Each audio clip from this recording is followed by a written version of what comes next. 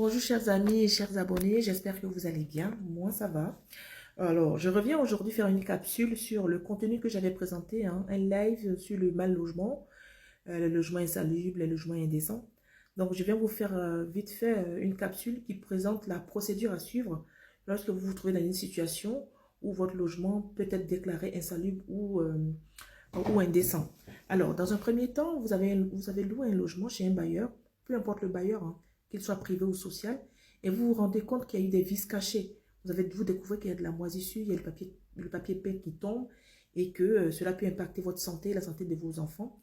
La première chose à faire, c'est d'adresser une lettre recommandée avec accusé de réception à votre bailleur. Vous précisez dans cette lettre recommandée, précisément, vous mettez aussi des photos, vous précisez que cette situation-là vous impacte et que vous avez des enfants dont la santé est fragile.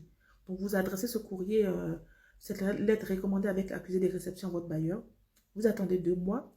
Si votre bailleur ne vous répond pas, alors, s'il ne vous répond pas, ce que vous pouvez faire, vous saisissez la mairie de votre commune, donc le service hygiène et santé de la mairie de votre commune.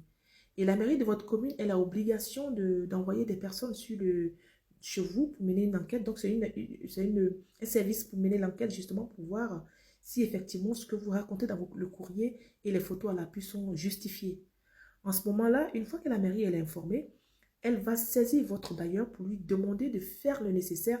Soit il vous trouve un logement, ou soit il fait les travaux, refait les travaux. Et ensuite, la mairie va contacter la CAF. Parce que souvent, il y a des logements où le bailleur perçoit les prestations sociales, donc les APL.